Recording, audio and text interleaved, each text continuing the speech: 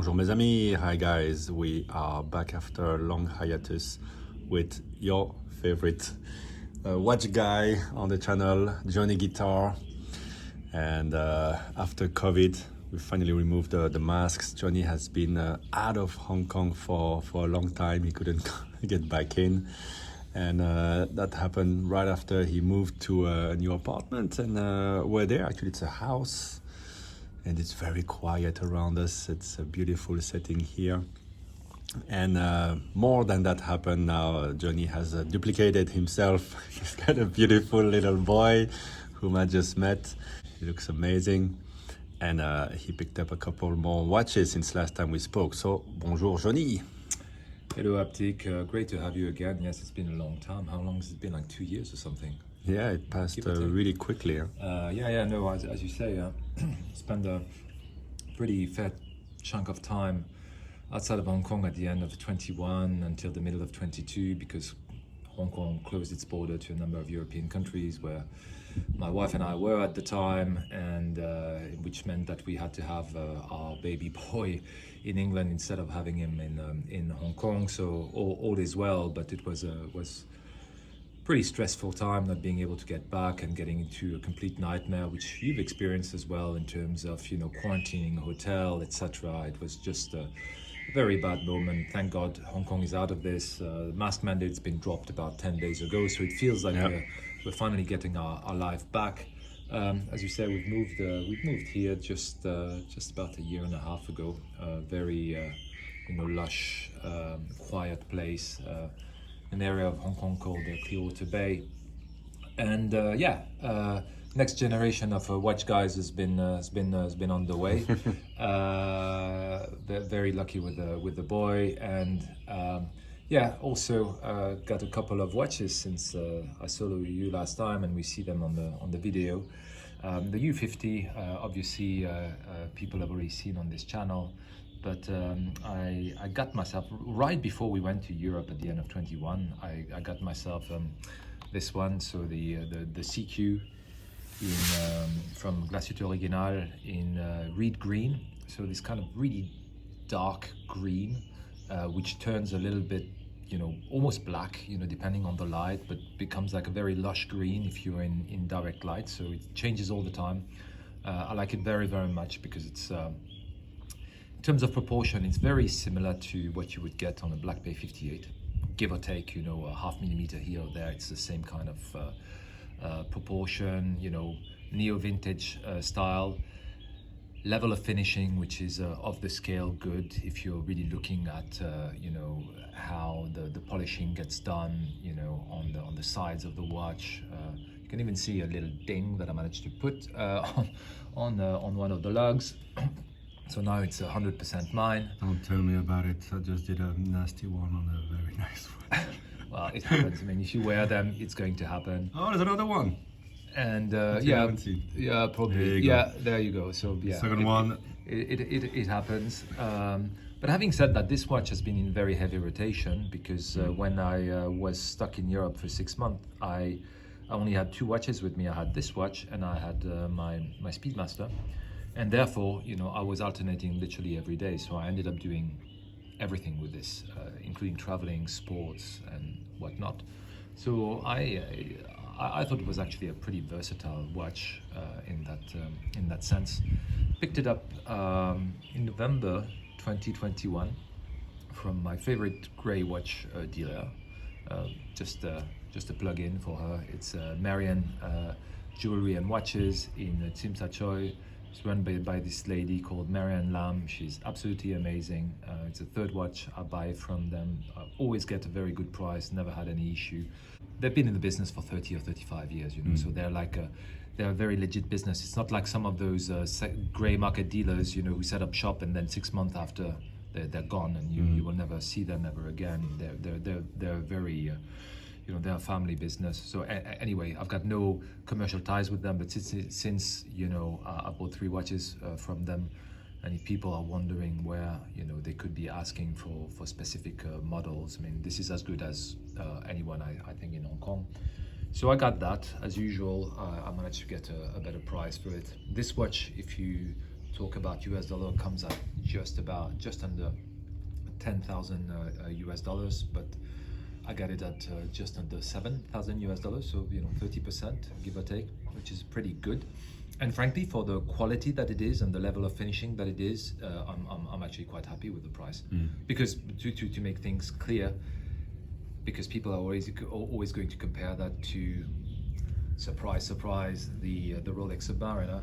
It beats the pants out of the Rolex when it comes down to finishing. If you're looking at the dial, if you're looking at the execution of the polishing on the side of the watches, never mind the movement, which has hand finishing on it, like anglage. And this is not by any measure the best finished Glashütte Original. Because it's one of their most basic movement that dates back to the late 90s. It's only 40 hours of power reserve, but it was done at the time to really give like a autology version of what an ETA movement was. So basic but sturdy, well finished. If you go to some of the other models, like for instance the bigger sister, the CQ Panorama Date, which is 43 millimeters versus 39.5 for this one, and also a good chunk thicker as well, because it's 15.5 millimeters versus just over 12 millimeters for this one. There you have a see-through back and you see the movement, and there the level of finishing, I mean, it's got like a gold rotor. The finishing is absolutely amazing. So it's not quite at that level for this one, but you kind of don't care so much because it's got a closed case back, but you just know that the execution is really, really good. And it's just a joy to wear because it's compact, it goes under a cuff. I could go in a swimming pool with it. It would look smart enough if I was wearing a shirt and going to a restaurant. So it's kind of like this kind of multi-purpose watch, which is not out of place anywhere really. Like I know you're just back from Phuket a couple of times, and the first time you went there with which was it that you brought over? Was it the your Migadi? No, you bought the BB58, I think, the first time. The Black 58. And last time around you brought your Zin, U50. I'm probably going to bring this one because I can do just about everything with this watch. Obviously, it's not the watch I will use the most if I have to do like, intensive sports such as tennis and all that, because why would you want to do this when you have a U50 and you can use that instead? But it's a very competent sports watch. It's a very good sports watch. So very happy with this. A couple of things people should know about what happened to me with this one. About 9 months into having this watch, so shortly after me coming back to Hong Kong, I started having a winding problem with that watch. Well, I was wearing it almost on a daily basis, but then it would stop for no particularly good reason, and I had to wind it, and I'm like, this is not normal. So I brought it back to a Geo boutique and asked them to service it because it's under warranty. So the first thing I learned is that the warranty is only 2 years, which I was not happy to learn at the time, because you think at the watch of this price you would need to have like 5 years minimum. So if warranty and long warranty is a consideration, that might not be the watch or the brand for you. The second thing is that this is again like a very basic movement, but they could not service it at the Swatch service center in Hong Kong. It had to be returned to Germany. And the reason they gave me for that is that, first of all, they say, oh, we don't have the tool to open it.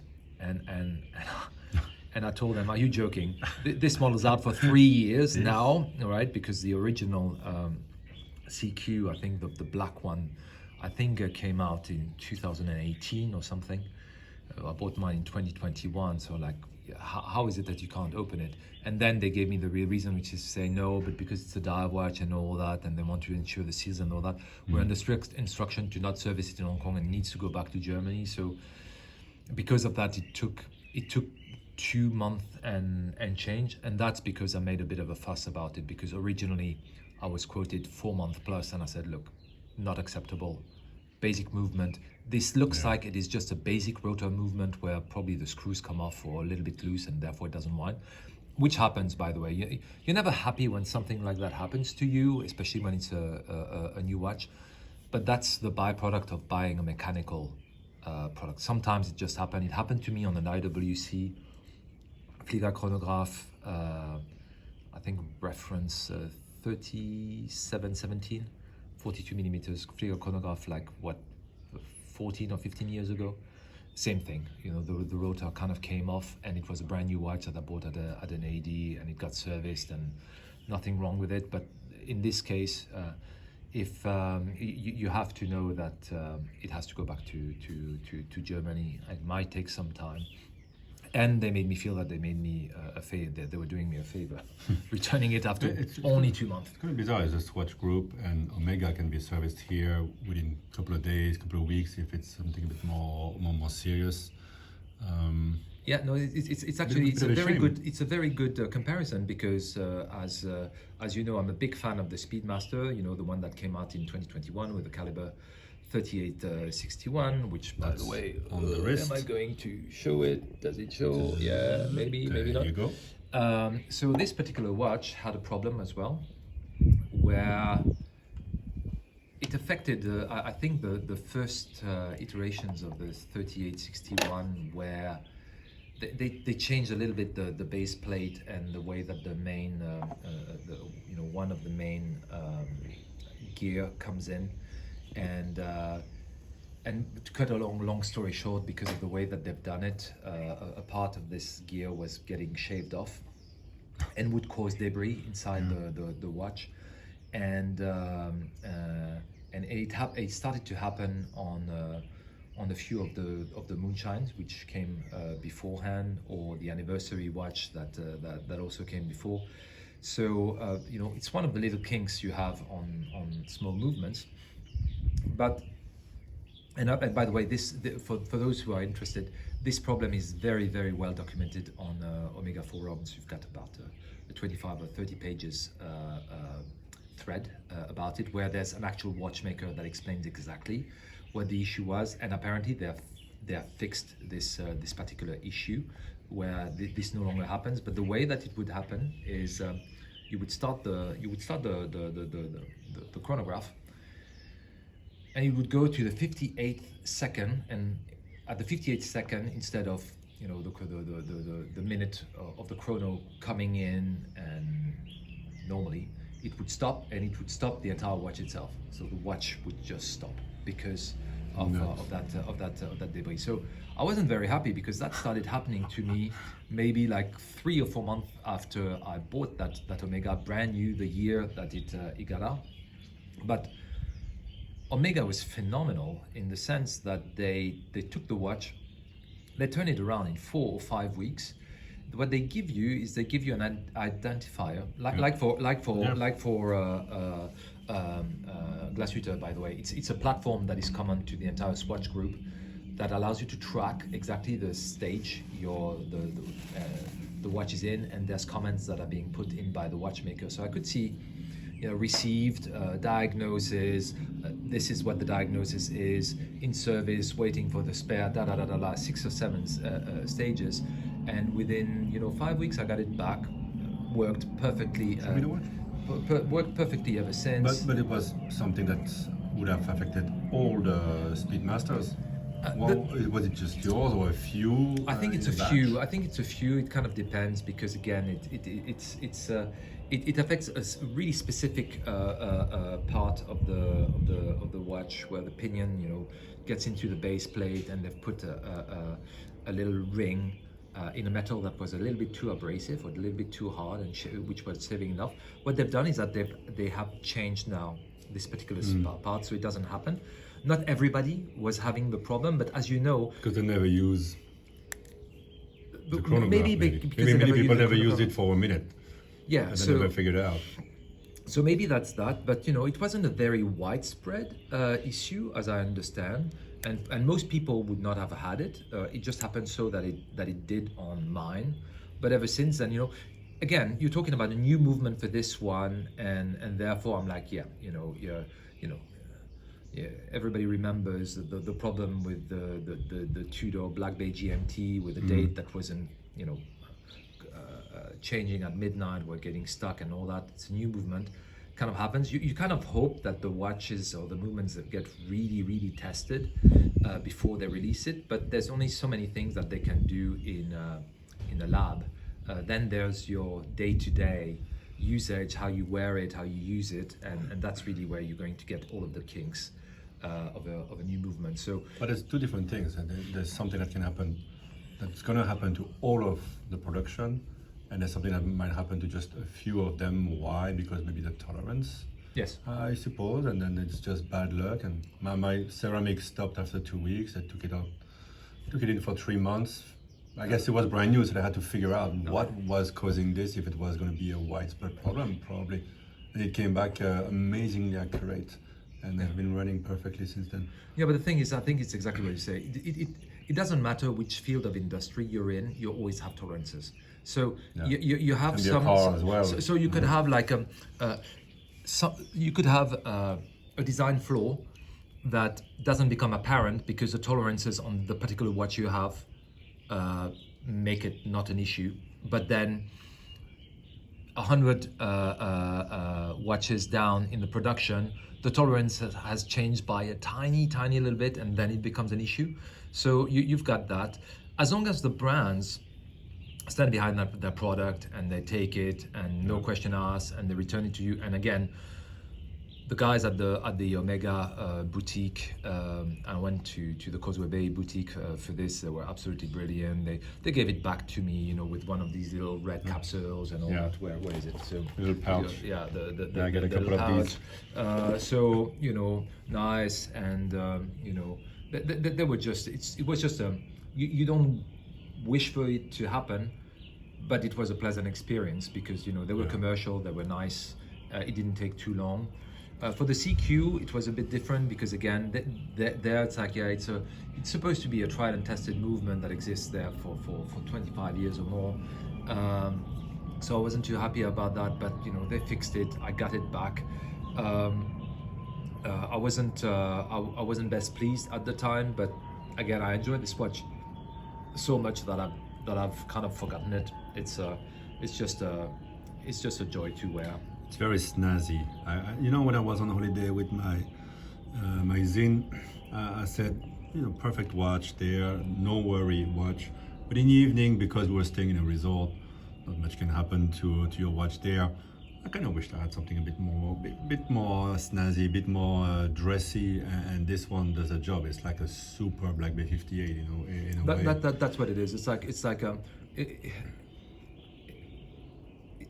it's a Black Bay 58 at an entry point of haute horlogerie, as opposed to a pure industrial product. And again, that's not a knock on the Black Bay 58, which is a fantastic watch. And but you can tell, you know, like when you get into finer horology, that contrasts the execution of the applied indices is just a bit more crisp. Yeah. And I think if we were to zoom in a lot more than this, then and it's something that the naked eye can feel, even if you don't zoom on it as you pick it up. It feels very chic, and just the brushing on the side also it helps a lot to give that and also feel. this kind of you know, bevel that they've put in there, you know, that you used to have, for instance, on vintage Rolexes, right up to the five-digit Rolexes, and now they've done away because it's an extra step and it costs more. But also when you polish the side and the bevel goes, people can tell. Yeah. So now they made a huge case, and you can polish it as many times as you want. And I think we gotta let people hear I have to. People have been waiting 19 minutes now to hear the bezel. No, it's a nice action. It's very crisp. Super precise. It doesn't move. It's one of the most precise. It's not refined like the Rolex, the way it rolls, but this one is more precise and just clicks right on the dot. It's very cool. Yeah. So again, that model, I like it. It's interesting to know that Glashütte has their own in-house dial production, not in Glashütte, but in Pforzheim, which is in the Black Forest, which is the birth of jewelry in Germany. So they have their own dial manufacturing. They make everything? Yes, they the do make movement as everything. well? But yeah, the movement, obviously, the cases I'm not 100% sure. I wouldn't be surprised if it was outsourced. Certainly the crystal isn't, but for sure the movement and the dial is an in-house production from. Interesting that the case looks very much like the 62 MAS of Seiko. Is that a historical reason for that? I'm glad you asked this question, because that's what everybody says, like, oh, they've just lifted the design of Seiko's 62 MAS. Because I've spent actually a lot of time trying to understand where that design was coming from. Obviously, Seiko was the most successful at this, but if you go on the internet and search a little bit on what used to be called the skin diver as opposed to a professional diver, right? So if you look at it historically in the 60s, the professional divers, you didn't have a whole lot of them, right? So you had the Blancpain 50 fathoms, you had obviously the Submariner 5512, 5513, you had the Omega Seamaster and Doxa, right? So there you have. So you can count it probably on one hand what was called professional divers, because you could go to 200 meters or even potentially more. But what was really popular at the time was what was called skin divers. And the definition of a skin diver is typically a watch that you can take into a water, not necessarily do professional diving with, but typically a little bit more restrained in size compared to a professional watch. Because again, this is the 60s and hardly anyone wears a watch that's more than 36, 37 millimeters, right? A Rolex Submariner at the time at 40 millimeters is a large watch for the 60s. An Omega Seamaster 300, which was 42 millimeters, is one of the biggest watch you can buy at that particular stage in time. I'm not even talking about the Ploprof and stuff that came later. But when you search skin divers from the 60s, you see an enormous amount of watches which have this case design, including a lot of French brands made in the French Jura, around the Besançon area. The most famous brand was Lip, but not necessarily Lip models, but I did find a number of them of defunct brands which were killed by the quartz crisis, like QPR Riem, Lamarque, Cefico, I think Le Forban, which is a historical watch which is enjoying revival. It's that particular brand has been resurrected. You have a lot of those designs back then, and I was always like, okay, there's Seiko, but who came within first? And I searched and searched and searched, and I found that the first one apparently which came up with this design was Aquastar with their Diver 63 from 1963. The 62 MAS came out in 1965. So if anything at all, Seiko lifted this from a pre-existing design, right? So it's not like just because something's been the most popular doesn't mean that this brand came up for it. As we know with Rolex, because everybody's saying, well, it's lifted from Rolex, when in reality you're like, no, not really. Like for instance, when Grand Seiko came up with Explorer 2, like this one, everybody was yelling, oh, it's exactly like the Rolex Explorer 2. When in reality, this kind of design already existed from the late 50s, I think, with the Glycine Hermann, which was the first fixed bezel 24-hour GMT watch, and the Explorer 2 1655 didn't come out until 1971, so probably 13-14 years after the Glycine itself. So anyway, so this is where this case origins. So very early 60s, probably Aquastar. I haven't seen any model that seems to predate 63, that was using this case design.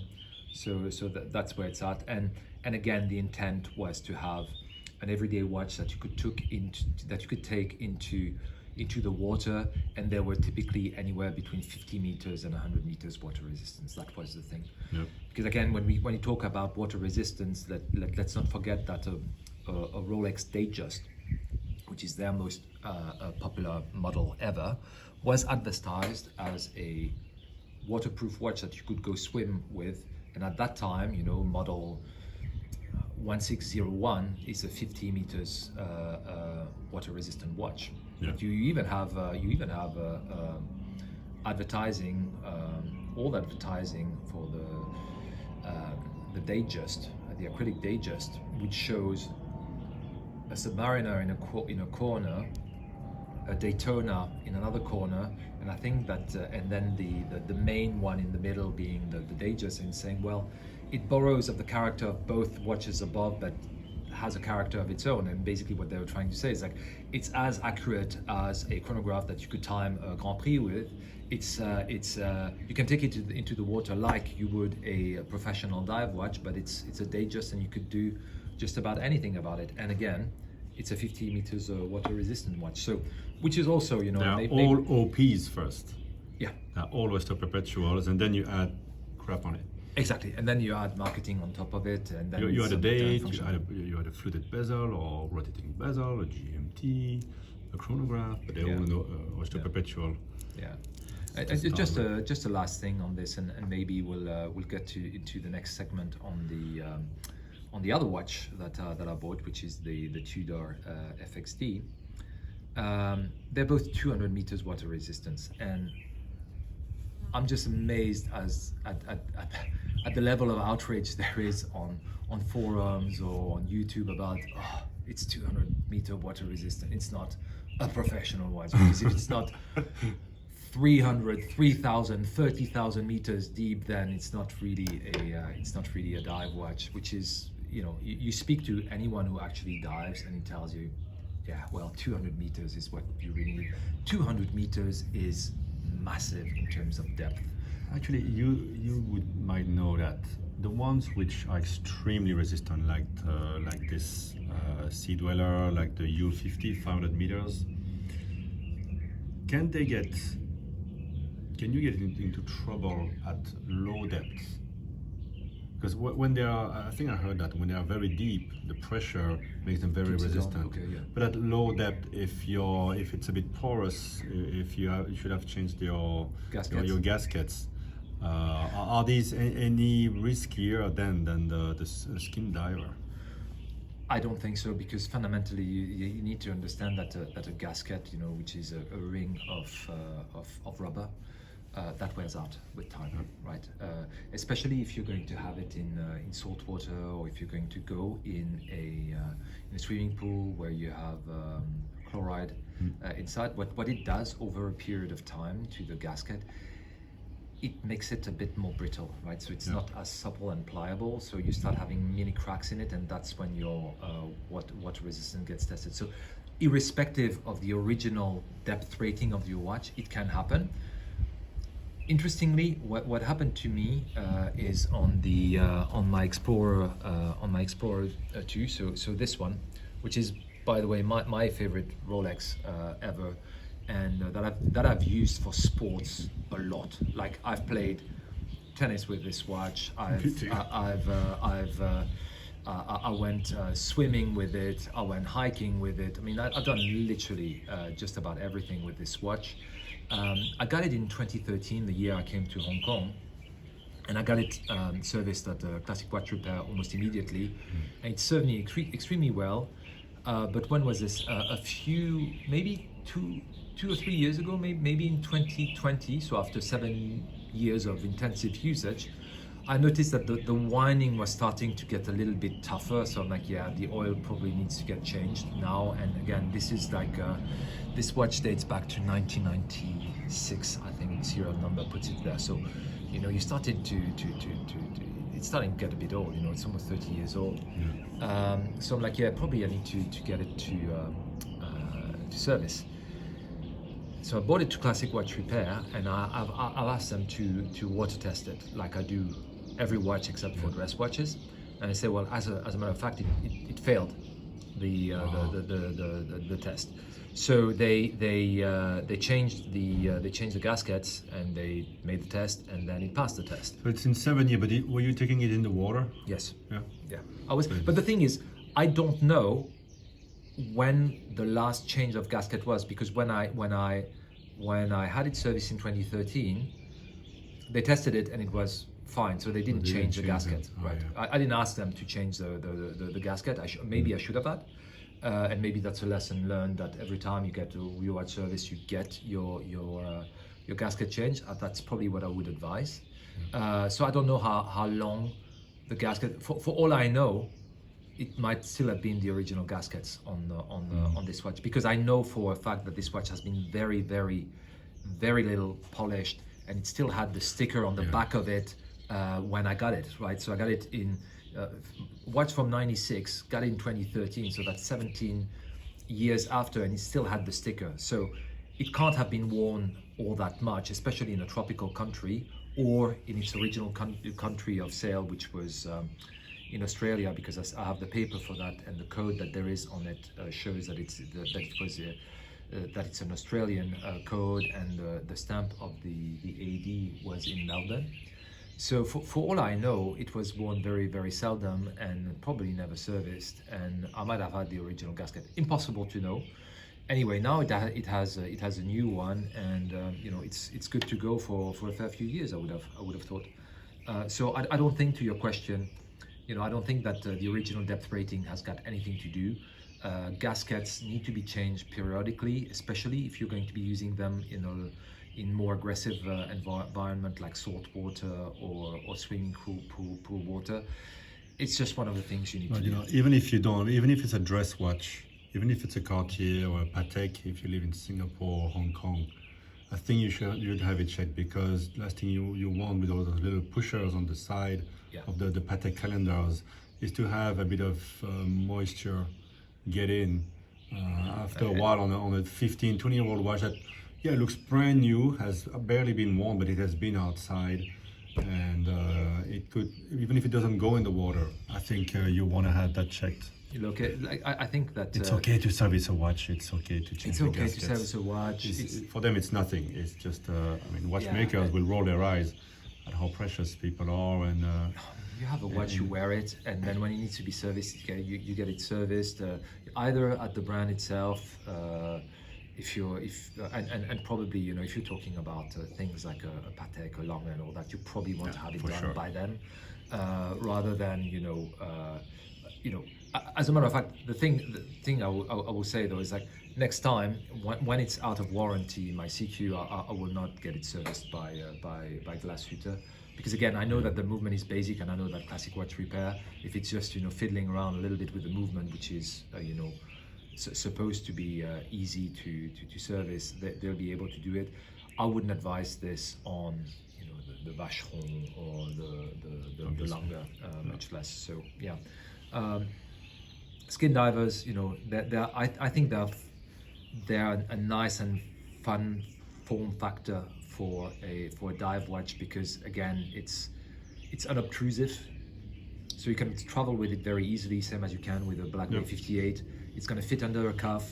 Nobody's really going to notice, especially if you have it under a cuff. It's kind of okay, in almost any setting, and yeah, it's.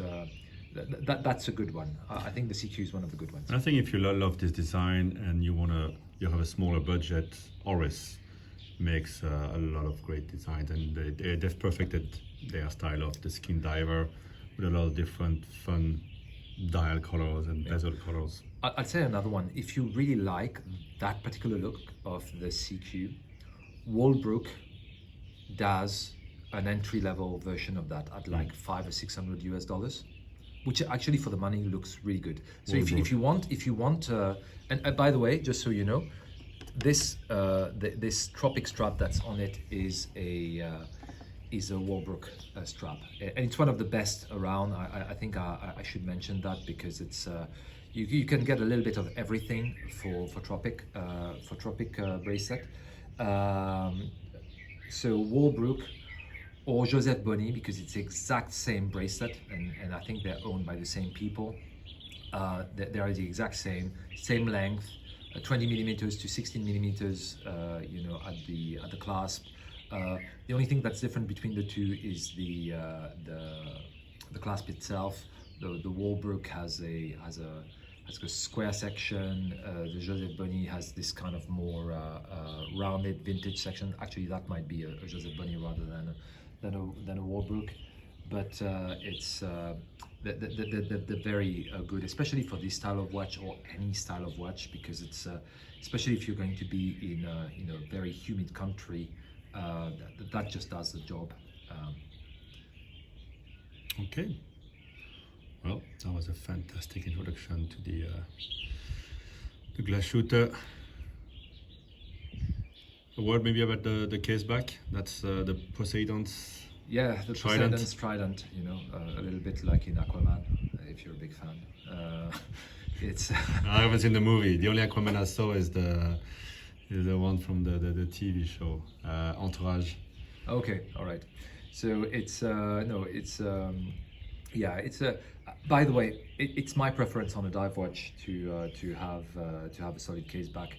I don't quite understand the purpose of creating another point of weakness in a case back for watch that's supposed to be going in the water, because that means that you need to add another gasket around to keep it. Number one, number two, no matter what, when you have a transparent case back, it makes a watch thicker.